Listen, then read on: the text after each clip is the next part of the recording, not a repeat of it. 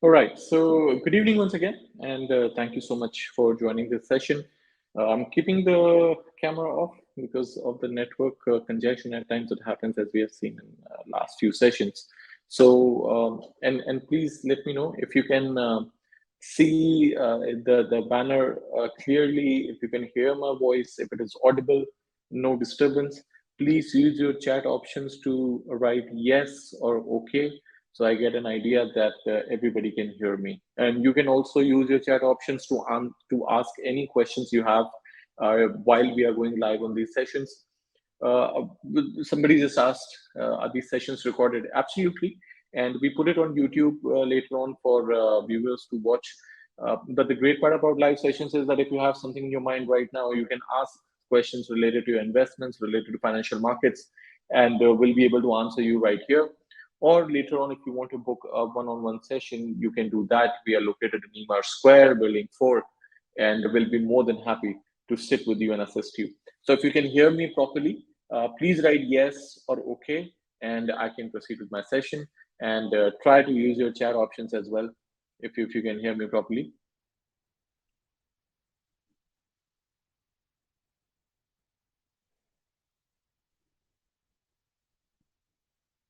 Okay, okay, okay. Okay, perfect. Okay, great. So I think most of the people have texted yes. Okay, no problem, definitely. Great. So we can begin our session. Now today's session is about navigating current markets and strategies for today's investors.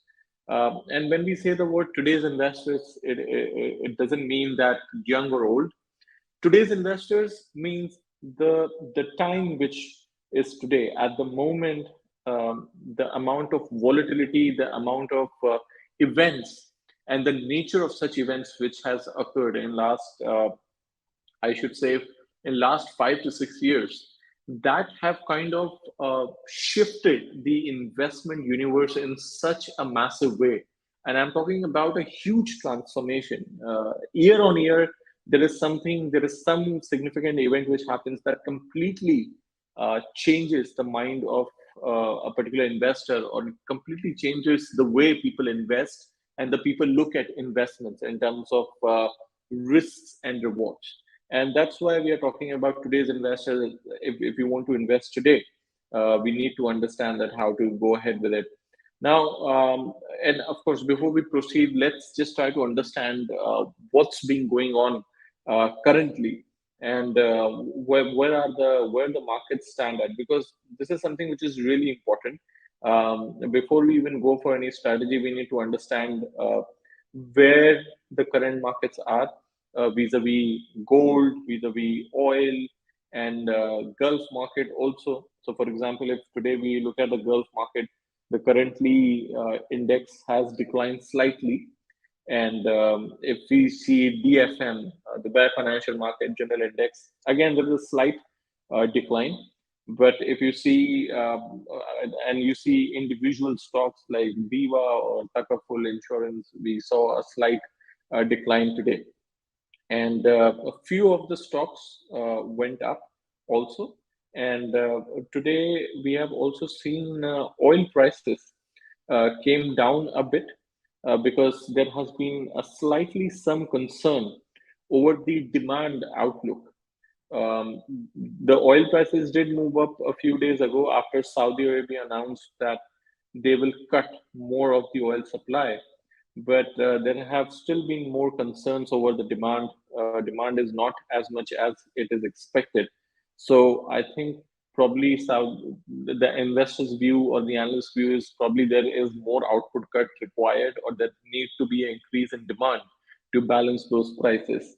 So I think if you see separately in US still sees its oil consumption growing, but half the rate, because there has been a lot of use of diesel instead of the gases. So we have seen that, and oil has lost around 12% this year, because it was expected that when China recovers from its COVID quarantine restrictions, and because everybody knows that China took a long time to get out of the COVID restrictions, and a lot of demand was expected from Chinese investors, but that recovery has been not very promising. It's been very sluggish, and again, we know that U.S. central bank has continued to increase the rates, which have also weighed on the stocks. Chinese exports, if we see, it fell for the first time in 3 months. If we see the last few numbers, so that is something which is a bit of a concern at this moment. Most of the markets today were on the downside, but otherwise, if we see European markets, inflation was a big concern. And currently, the news which is coming around from European Central Bank is there is still moderate inflation, which is already there. And as far as US markets are concerned, again, there has been a slight decline in the US and US based indices. If you see NASDAQ and if you see other indices as well. And I think the reason for the decline also in US market, a lot of you must have seen. I'm not sure how many of you saw Apple launching the Vision Pro, its new product, one of the most anticipating hardware since iPad launch, and it's priced at $3,500. So before that launch, Apple went on almost an all-time high for the stock, and the market was very influenced by Apple unveiling this virtual reality headset and its new software. So for a brief time, the stock remained higher. It reached all-time high. But then eventually, when the markets closed, it closed around 0.8% on the downside. And if you see other tech companies, like Intel, for example, it went down by 4% as Apple announced a new chip on which Apple computers will run, and they may not use Intel chips anymore. So that was a prime factor why Intel stock went down.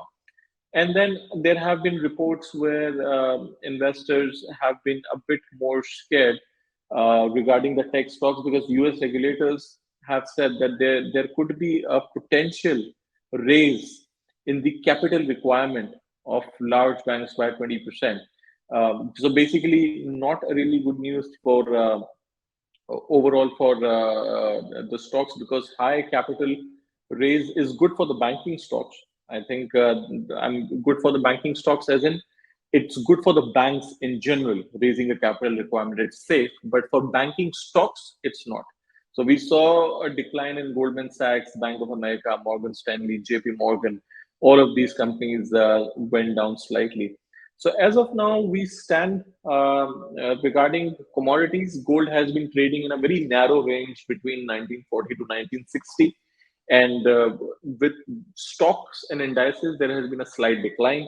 There was some movement on the upper side after Apple announced the launch of its new mixed reality headset. But after the prices were announced for that headset, $3,500, we saw a slight decline in the stock. And post that, we have seen stocks not going up very widely. Markets across the world are very much flat right now, not going up or not running really high. And that is the reason why we are here today. So today we are going to discuss further strategies on how to understand and do different strategies in such volatile markets. So today there may not be much movement, but otherwise, if you see last few months, markets have been very choppy, very volatile. A lot of fluctuation has been going around, and a lot of events. There have been a war between Russia and Ukraine. There have been collapses of regional banks in US like Silicon Valley and Signature and First Republic. Credit Suisse was very close to the bankruptcy before UBS stepped in, and then it's been all in the news. And then not to forget the debt ceiling issue, where US was very close to announce its default, but then the lawmakers and the leaders in US got back together and reached to a bipartisan agreement. And now we stand where we see volatility at its peak.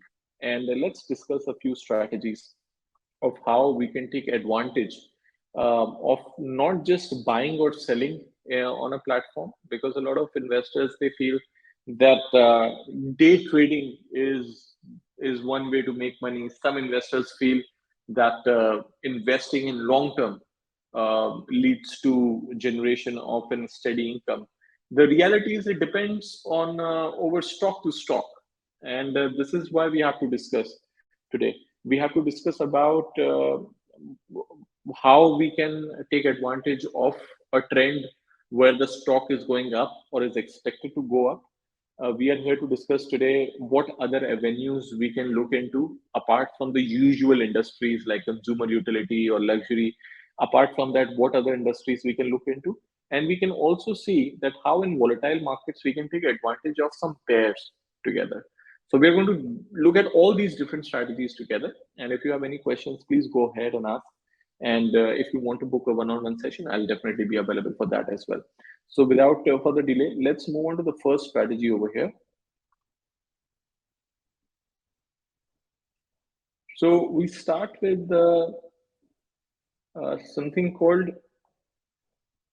a option-based strategy, which is cash secured put to lower the buying price. Now to lower the buying price. Now here, let's understand first of all, and I'm sure a lot of you must have invested before or not invested before. So I'll try to make this as easy as it is, but please remember that these are few products which have certain features. So if you don't understand anything, for an elaborate discussion, we can always meet, but I'll tell you the crux of this strategy. As we all know that Nvidia has been in the news. Anybody knows what Nvidia does? Use the chat options to answer. What do you feel Nvidia does? Let's try to be more interactive in this, because I know nobody can see me. I cannot see anyone. So the only way to interact is through chats. What do you think Nvidia does? Which company is this? It's been in the news from last few weeks. Anyone? Yeah. Okay. Okay. Okay. Okay. All right. Okay. Perfect. Perfect. So great. So basically, Nvidia is one company, and it's a US based stock. And Nvidia as a company, it's been in the market for a while. It's a company which was founded in 1993. So the overall headquarters are in US, and it's a company which creates, manufactures graphical chips, and those chips can be used to increase the efficiency of the computers for various purposes. I'll give you one example. If you have to mine even a cryptocurrency like Bitcoin or any other cryptocurrency, to mine that currency or to produce that cryptocurrency, you need very high efficient computers to be connected with each other. And the efficiency of those computers can only be increased by putting higher efficient graphic chips. And NVIDIA is one of those major chip making or chip manufacturing companies. And those chips are not just used for higher efficiency of computers, it can be used for artificial intelligence based projects and other projects which are related to technology. So of lately, there has been a lot of talk about AI. I'm sure a lot of you must have already read about or used ChatGPT and other AI functions, AI painting generator, AI code generator, and AI has been kind of a talk of last few months. And that is the reason that why we have seen Nvidia prices going higher, and there is still an expectation. So in this particular strategy, uh, it is expected that if there is any decline in the stock, it will be an opportunity for the investors to bag in the stock at a lower price. Otherwise, the trend is expected to be bullish. So there are two kinds of investors who still can get benefited from here. Those investors who feel that the stock will continue to go up, and those investors who feel that if it gets down, it will be a good opportunity to buy. If there is an investor who feels that the stock is going to crash and I don't have a view of buying Nvidia at all, then this strategy is not for you. So this is the one part of understanding volatility. Between ups and downs, an investor has to make a view that do I trust the stock enough that if it comes down, I will buy, or do I trust the stock enough that it will continue to go up? Is my research that solid that I feel that stock is expected to go bullish? Or I have no trust in the stock and it might crash. So if you have that mentality about Nvidia, and if you don't feel confident, then don't be into this strategy. And those who want to try this strategy, please talk to your risk managers first before you enter, because this is mostly for information purposes, and real time numbers will be different, real time profits and losses might be different. Now let's proceed and understand what is the rationale behind this strategy. I'm just going to zoom in so everybody can read this and see this. Please have a notebook with you, so you can either note it down or click a picture, or if you want the copy of this PDF, just talk to your relationship manager who has connected you to this webinar, and they'll be able to send you a copy of this as well. So the strategy is very simple. Nvidia has skyrocketed. If you see the beginning of the year till now, it's up by 170%, as you can read. And most of these gains have been led by an idea of AI becoming the next thing.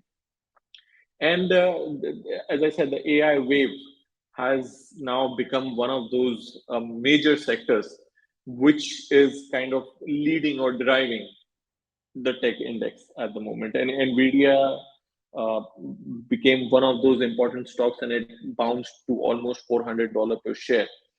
Now, let's see why Nvidia's business model stands out. And that's really, really important.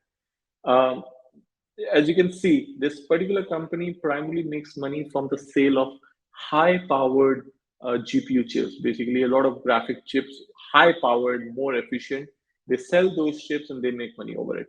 And these chips, as I told you before, they're used in many applications ranging from gaming to robotics, automotive, visualization industry. So whether you're talking about virtual reality, augmented reality, or gaming or robotics, driverless cars, all of these sectors will require high-powered chips.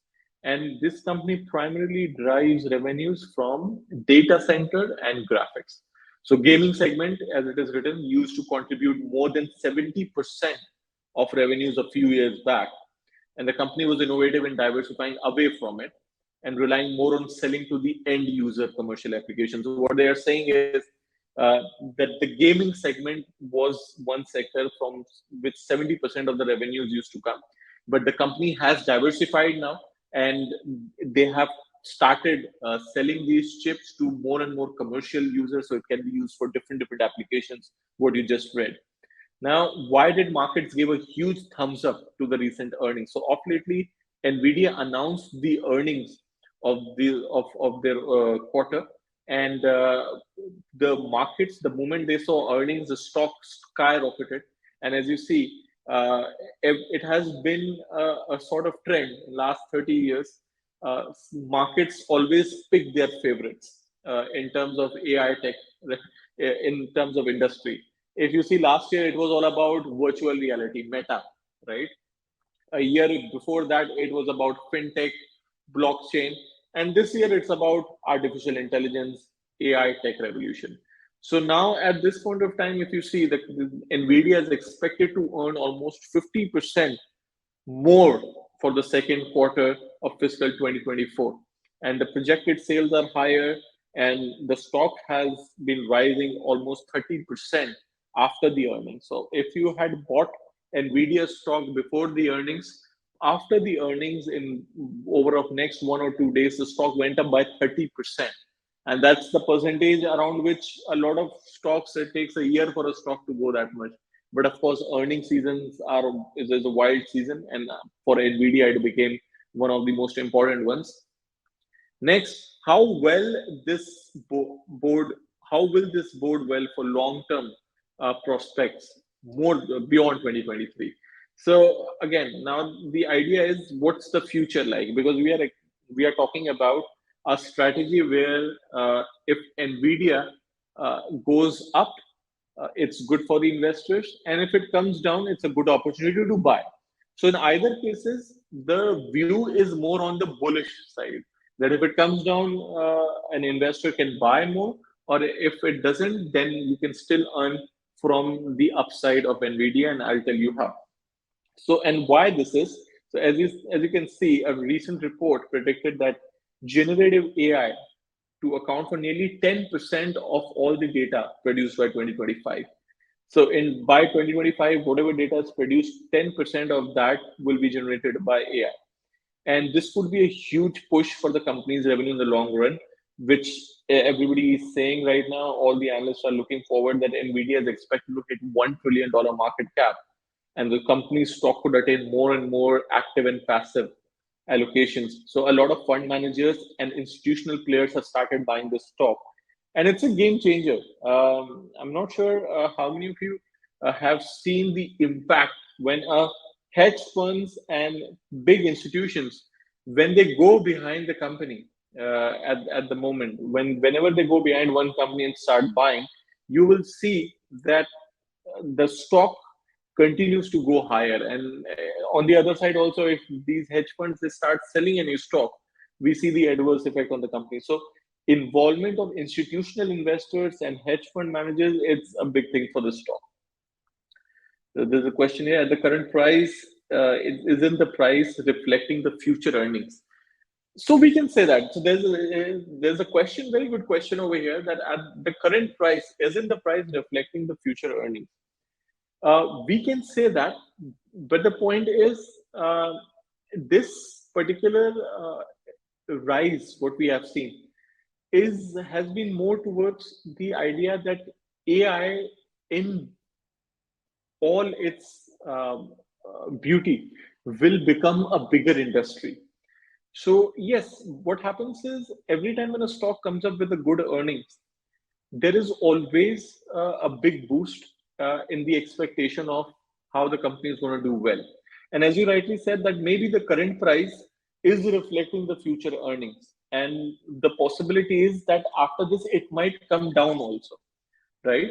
And that's why I started with two scenarios, that if Nvidia comes down, will it be good to buy when it comes down? Will it be available at a discount? So I'm in for it. I understand that if the current price reflects the future earnings, which might be the case also sometimes, if it comes down, uh, do we agree on the fact that if it comes down, it will be a discount for us to enter and buy that company? So both the views will get benefited from the strategy which I'm about to show. If it comes down, you can take the delivery of the stock, and how we can link it to a put option is what I'm about to tell you. So yeah, it's a possibility that the current price is definitely it's up, reflecting the future earnings as well. And this definitely says one thing, that the future prospects of the company seem very bullish. That even if there is a decline, even if there is a profit booking in the company, the future expectation might be that a lot of investors might enter if the stock goes down. Now, what does the market consensus say on the expected Nvidia market price 1 year later, as we were just talking about it? Latest Bloomberg estimates show that stock is expected to provide a 15 to 20% upside potential over the next 12-month period. Uh, a lot of analysts have hiked the price target on an average by 80%. What is the potential benefit of entering into the strategy? So here is what we have to understand now. So we are talking about selling a put option over here. Now, for all those investors who have not traded with options, options like other financial products also carry a huge amount of risk. So if you, before entering into any options based contract, please talk to your risk consultants first, understand the risk behind it, and only then uh, participate into any of these strategies. Do not enter into this without understanding the complete profit and loss cycle of the product. So how a put option actually work is, uh, if you are buying a put option, it kind of gives you, or as a buyer of the put option, option is a product which is like an insurance. So for example, if you're expecting that a stock might come down. So, and if you buy a put option of that stock, that will give you the right to sell that stock at a predetermined price. So, for example, if Apple is at $280 per share and you buy a put option at, say, for example, 300. So if Apple's stock price goes to 260 by the end of the expiry of that option, you will still have the choice to sell it at 300. So that's basically the idea is you taking a protection against the falling price of the company. Now, on the contrary, so this is what a buyer of the option does. You take a protection while the against the falling of the stock. But what a seller of the option does, seller of the option, uh, he sells the option, and before let me go back to the what the buyer of the option does. So the buyer of the option would buy a put option for Apple, let's say at 300. So if the stock goes down at 260, the put option buyer will still have a choice to sell the stock at 300 because he has paid a insurance amount or a premium for obtaining that option, for obtaining that choice. So what we understand over here is that a buyer of the put option can have a choice, can have an option to sell the stock at a predetermined price if that particular option buyer pays something called a premium, which is like insurance. Correct? Now, we come to the other point. If you are the buyer of the option, that's one thing. But if you are the seller of the option, if you are the seller of the option, now in that case, if you have sold the option, which means you're on the other side of this and you are earning that premium. So when a put option buyer buys a put option and pays that premium, whom does he pays to? He pays that premium to the other party who is selling the option, and the seller of the option receives it. Now the seller of the option do not have a option or a choice. He is under obligation because he is paid a premium for that. So a seller of the put option is under obligation to buy the stock at that price. So when you bought a put option at 300 and Apple stock went down to 260, you have the choice to sell it at 300. But who has the obligation to buy at 300 is the seller of that option because he has received that premium. Correct? Now, in this particular strategy, we are talking about you as an investor being the seller of the premium, right? You being the seller of the premium. Now, a seller of the premium means, sorry, you being the seller of the put option. You being the seller of the put option means that you will receive a premium and you will sell put options for NVIDIA, which when the strategy was made was around $389. And there are different put options. Every put option has a expiry date, and by the end of the expiry, whatever is the price decides what is going to happen to your option. So as we talked about that the seller of the option receives a premium, right? Which means that tomorrow, if so, let's just look at the flyer to see an example. And again, I'm available for a much detailed discussion on how options work and how do we do this. As you can see that this is slightly different from your normal buying and selling. So what you do is when you sell a put option for NVIDIA, let's say the first we are seeing 21st July 2023, $360 the strike price. Sell put strike percentage 92%. Exposure size. So let's start with the first column, contract expiry. What does it denote? It shows that uh, there are different options available. There are different put options available for NVIDIA. And one of them is for 21st July expiry. So if you enter into the contract now, until 21st of July, the current price of NVIDIA is 389. So if you want, you can write it down on a piece of paper and this will help you to understand this better.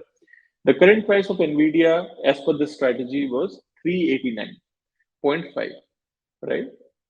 Now, if you enter into a put options agreement as a seller of the put option, you're getting a expiry date of 21st July 2023, which means you will be into this contract formally under until 21st July 2023 with a strike price of 360. Okay, strike price of 360. What is the strike price? I'll tell you. Sell put strike percentage means 360 is like 92% of 389, right? If you see the current price, which is 389, so 92% of that price is 360. The lot will be 200 shares for one lot. So you do either in one lot or two lots. Over here in the example, two lots are taken, which means one lot is 100 shares, two lot will be 200 shares. And you will earn a premium of per share in dollars. So $13 per share in premium, which you will receive, right? And the total premium earned on 200 shares will be $2,750. Now, the idea is if the NVIDIA stock price till 21st, before 21st July, if it goes to $360, then you will obviously you earn a premium of $13 per share, which is 2750, but also you get the delivery of the stock. So delivery of the stock means you will end up buying Nvidia at $360. So the current price is 389. If it comes to 360, you will enter into a buy position and you will buy stocks of Nvidia at 360, because under the options agreement you are obligated to buy at 360. So you will have $360. You have Nvidia shares at a price of $360. But because you have earned a $13 premium also per share, your actual buying, as you can see in the third last column, your actual buying will be at $346. So as I said, this is for those investors who feel strongly that Nvidia is a stock which is expected to go higher. And if it comes down due to any particular reason, it will be a good opportunity and it will be a discount for Nvidia to be bought at. And if it continues to go up, now see here what happens. There are two scenarios. If Nvidia comes down to 360 before 21st July, you will take delivery of the stock at 360, but because you have earned a premium of $13 also, so the actual price will be around 346. And if Nvidia stock does not go down to 360 before the expiry, then you don't have to buy, you don't have to take delivery of the stock, you just earned a premium over it, right? If you can see, there is no trade taken because the strike price did not get hit. So you ended up earning a premium of $2,750 on 200 shares. So the idea about selling a put option is very simple. When you sell a put option, your view for the stock is bullish or neutral to that particular. You're not expecting the stock to crash. If you don't have the expectation to buy the stock later, if you don't have that expectation to buy the stock later, then do not enter into the strategy. But if you believe, if you have done your research and you feel that any decline in the stock will be good for me to buy the stock, then you sell put options of that stock. If it comes down, then you will get your stock at a discounted price, the delivery at a discounted price.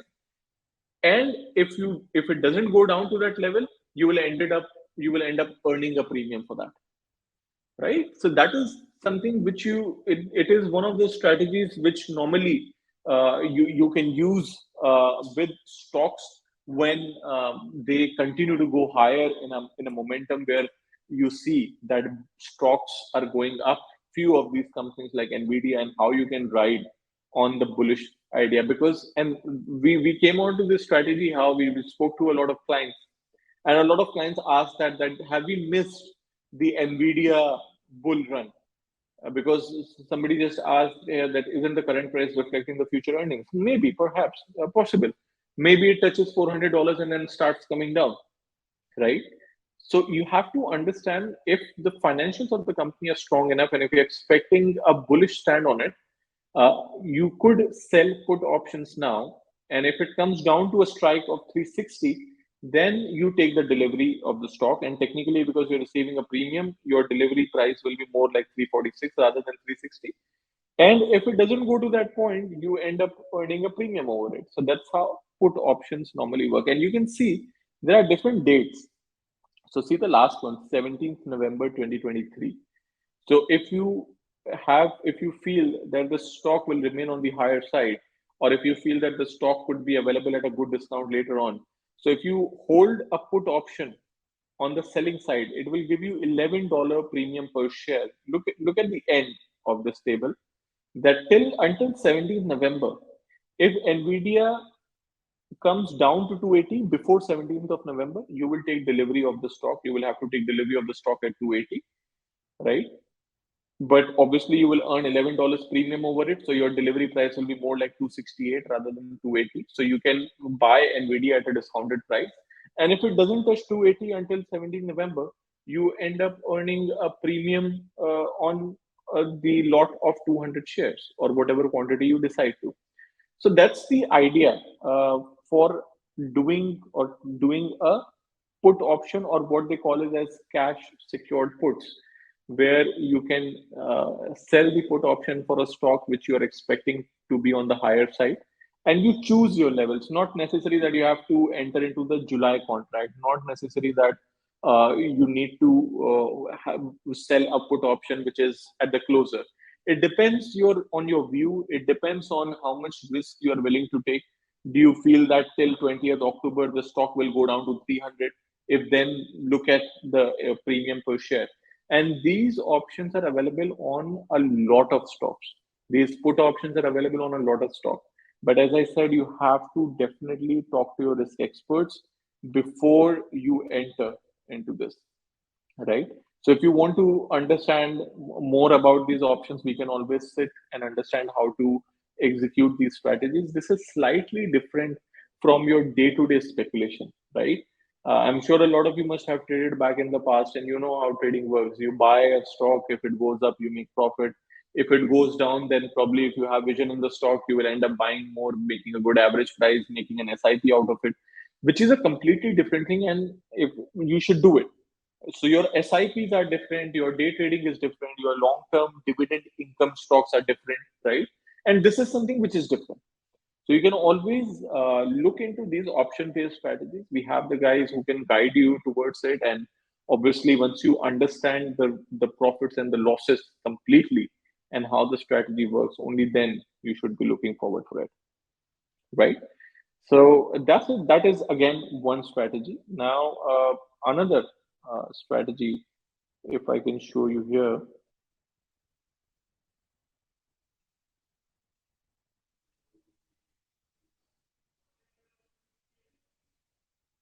just give me 1 second.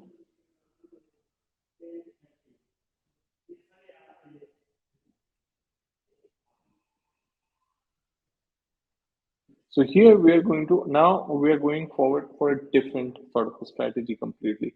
So I talked about selling puts on a stock, and this time now I'm going to talk about something really different. Talking about doing a pair trade. And this is a different strategy. So as I said, that in volatility we can do a different sorts of strategies, right? And this is different from your usual conventional form of investments. You're buying, trading, or speculating on the prices, or long-term investing, or SIPs. So one was selling puts. Another strategy which you can see is something called a pair trade. So in a pair trade, what we do is we do a lot of analysis between two products, and try to find some sort of relation in prices or in their movements. We compare their performance year on year, and we see if they have some sort of pattern for outperforming or underperforming each other. And one such thing we have found in something called a luxury lifestyle basket. So as you can see, a share basket is just like a fund. Instead of investing into one luxury stock, so luxury sector is like your Louis Vuitton, Michael Kors, all of those bigger luxury companies. So rather than investing in one company, you buy a basket of luxury stocks, where in that particular basket there are a bunch of companies which are into luxury lifestyle, right? So the strategy says that you take a trade together, you buy a luxury lifestyle basket, and you short index called Euro Stocks 50. Okay. Again, guys, as I said, this is for your information purposes. If you all of these strategies, they have an element of risk, and unless you understand how this risk works, please do not enter into this. Please understand the risk first and only then. This is no assurance or this is no guarantee of profits. You can lose your capital in this, so please understand this well and only then get into this. So here, as the strategy says, while stocks like fashion tend to go in and out of favor, top luxury brands are made to last. So the idea is again that we are talking about a luxury lifestyle basket, talking about the best of the best brands, right? Because something so like a Rolls Royce, for example, it's one of the most premium brands, right? You cannot compete with Rolls Royce unless it's a higher or a bigger segment. So is Louis Vuitton or Hermes or Cartier, as it is given over here, the brands which have been around for more than 150 years, right? So the idea is we have seen this historically that luxury consumer is the most resilient sector and it comes back after an economic downturn. So the luxury shopper never really goes away. Instead of picking five items, they will probably buy one or two things. And we have seen in 2020, in 2021, where luxury stocks had a very good rebound. They outperformed a lot of European benchmarks. And the same thing happened in 2008, same thing happened in 2009, where the markets rebounded. So how we ride on this wave where luxury stocks continue to go up by picking a pair with it. So we buy luxury basket, luxury lifestyle basket, and we short the Euro Stocks index. So we short the Euro Stocks 50. And as I said, it's important to note that pair trading is not a risk-free strategy. So please understand this first before you enter into this. Now, what is the strategy? So as I said, you buy one and you short sell another, and you do it with equal value. So if you are buying $500,000 worth luxury lifestyle basket, you at the same time you have to short sell the Euro Stocks 50 also. So one you short sell and one you buy. How we do it now? If you see in last 15 years, we have seen the year till date performance, including 20. So if you see 2023 year till date performance, if you had bought luxury lifestyle basket and short sell Euro Stocks 50, how this strategy would have worked out in last few years. So if you see, this is from 2008 onwards. See luxury lifestyle annual return minus 39% and Euro Stocks 50 annual return minus 44%, which means if you had bought luxury lifestyle basket, you would lose 39%. But if you had short sell Euro Stocks 50, you would have gained 44%. So at the end, you still ended up making 5% net profit. In 2009, in 2010, in 2011, in 2012, in 2013, 2014, for example. So if you see the hit ratio of this strategy, average annually return has been around 14 to 15% using this strategy, right? But as you see in last 12, or I should say around 13 to 14 years or 15 years, it's been two times when this strategy has given negative return, minus 9% in 2013 and minus 1% in 2022. Year till date, we still see a positive of 8%, right?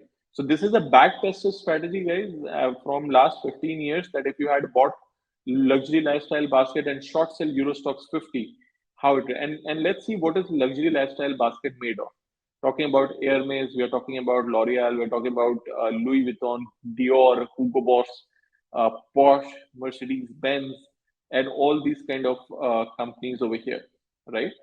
So this is again ideally what you would do in a conventional form of a market. You would buy a luxury lifestyle basket, or if you could buy Euro Stocks 50. But in a pair trade, what happens, because we backtest these strategies and try to identify a pattern, now we know that in last 50 years, if we had done this strategy, our average return would have been around 14 to 15%.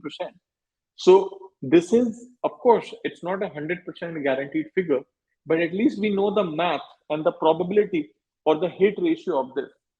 So if we were to take a trade, and if we were to take a trade in these kind of things, we could try these sort of strategies always, right? So this is one form of strategy which you can look into. So we discussed one about selling puts.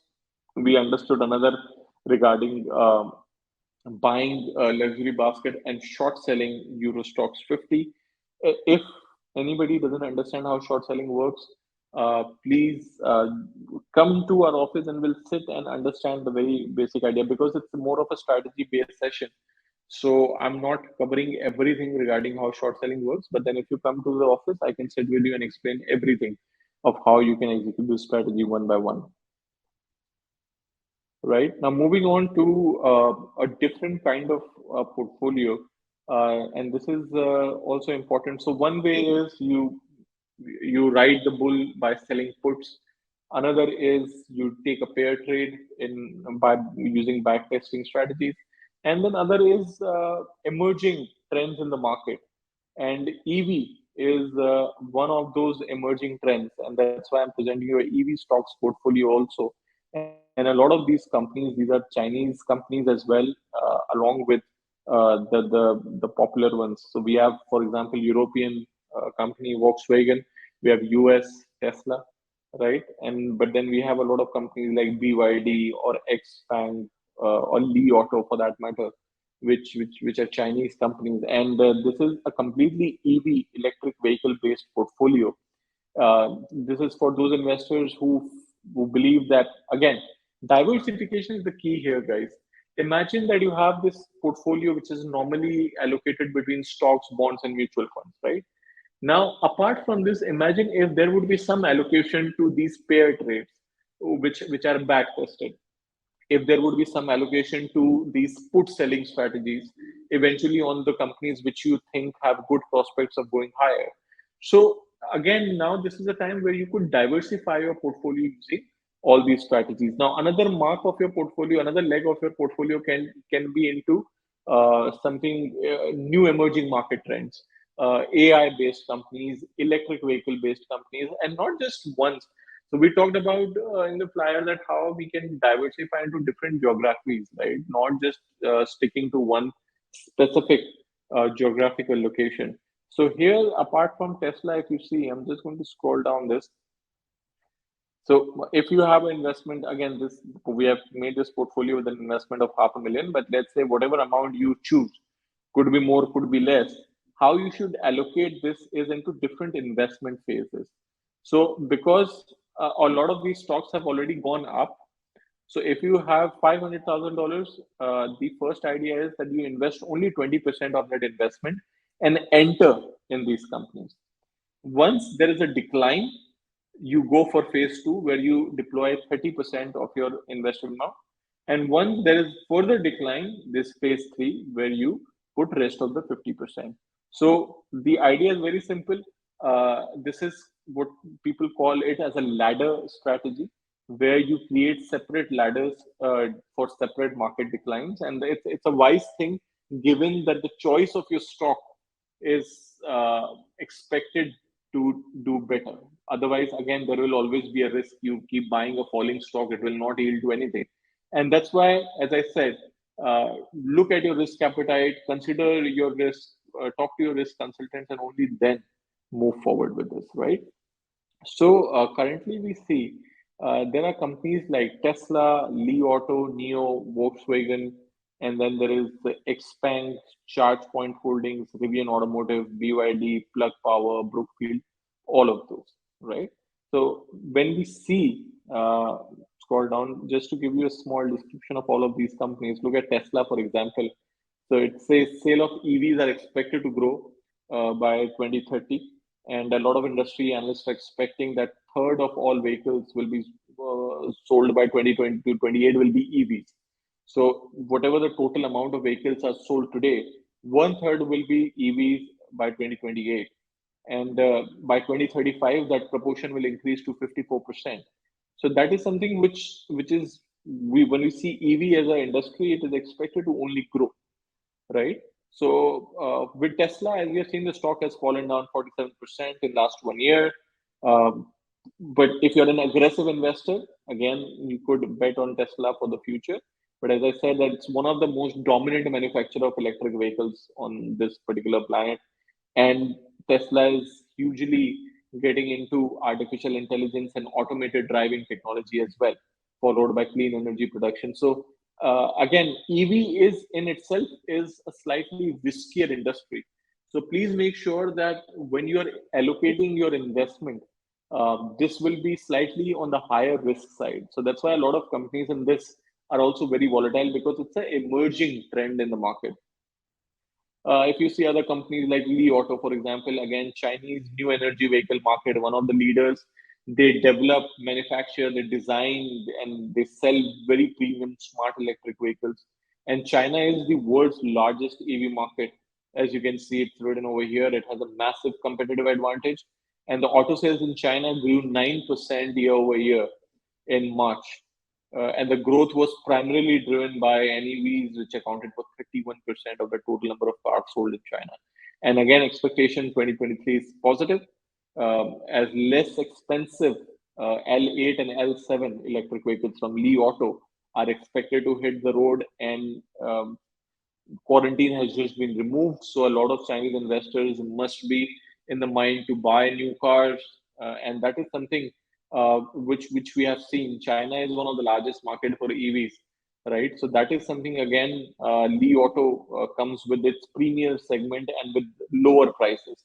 They have released more and more cheaper air versions to anticipate and to boost demand. So I think that should be something which should really be positive for the stock. In 2022, the revenue grew by almost 67%, as it is mentioned here. And the performance is good. They are delivering vehicles on time. It's a monthly record exceeding 20,000 delivery mark. So that is something which is good. And again, it's a Chinese company. So if you feel that Tesla is too expensive, you can go for this particular company also, given you have faith in the electric vehicles industry, right?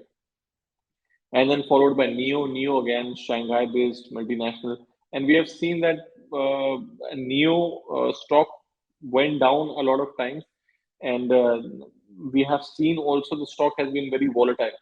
So as I said, that please be very careful when you're investing into these companies, because at the end of the day, the success and failure of these companies depend on how electric vehicle as an industry will become in the next 5 to 6 years, right? So that is also something which is really important, which you should definitely have a look at.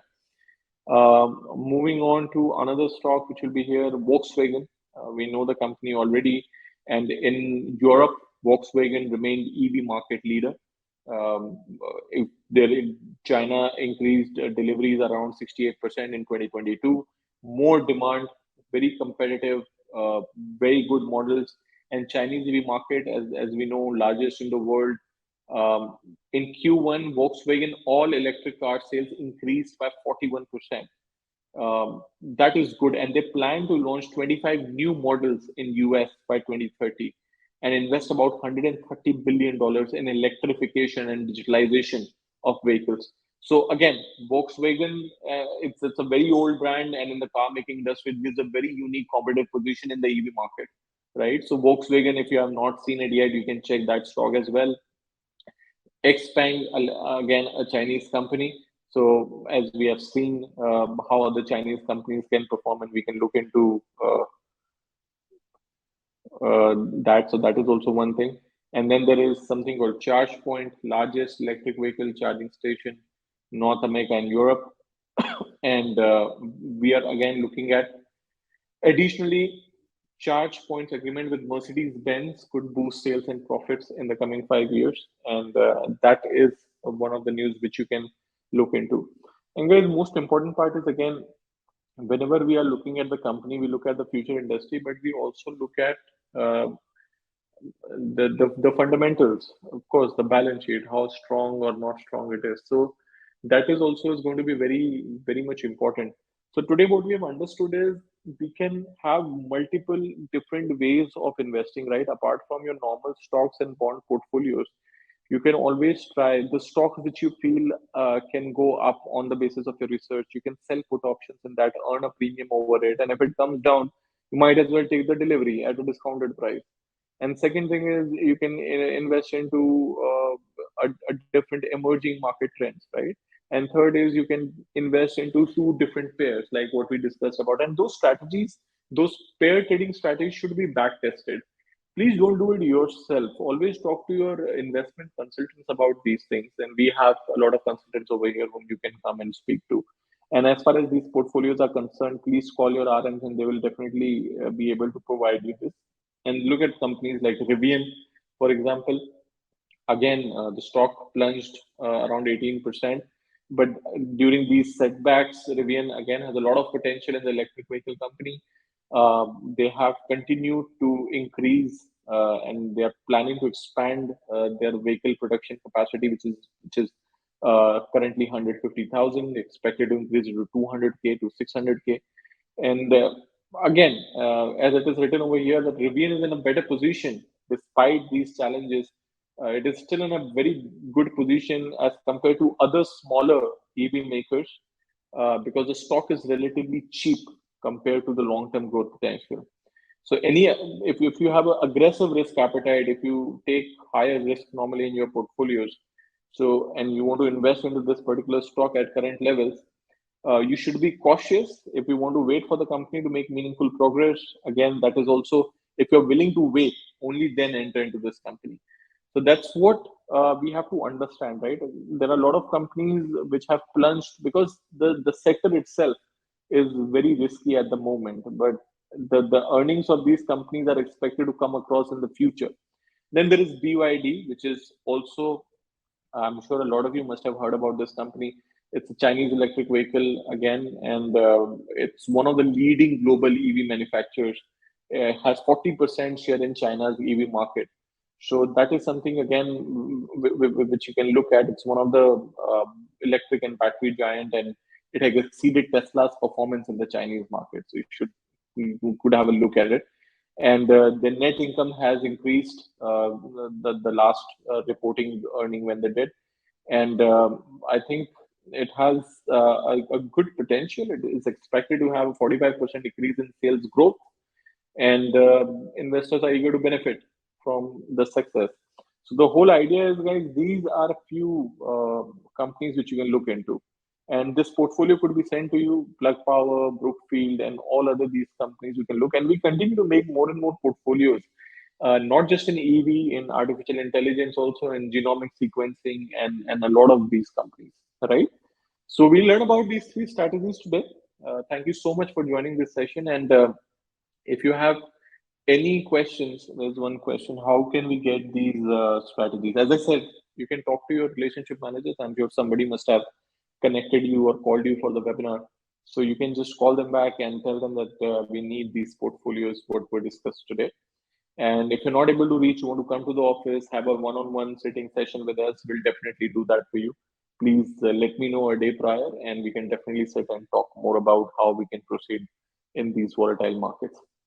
Right. So thank you so much, guys, once again for joining. And next week we'll be back with a different session with different portfolios, different strategies. And until then, be safe, continue to invest, and continue to diversify, manage your risk well, and keep attending these webinars. If you like this session, please go on Google reviews in Century Financial, Google reviews, and leave your feedback. And we hope to improve and continue to do these sessions. You can also see the YouTube recordings of my previous sessions, and this session as well will be recorded on YouTube, will be put on YouTube later. And if you have any doubts, as I said, please let us know. We'll be able to connect with you over Zoom, Teams, or if you want to come to the office, we can do that as well. So thank you so much, guys. Have a great night. My name is Yogesh, and we'll see you next week with a different session.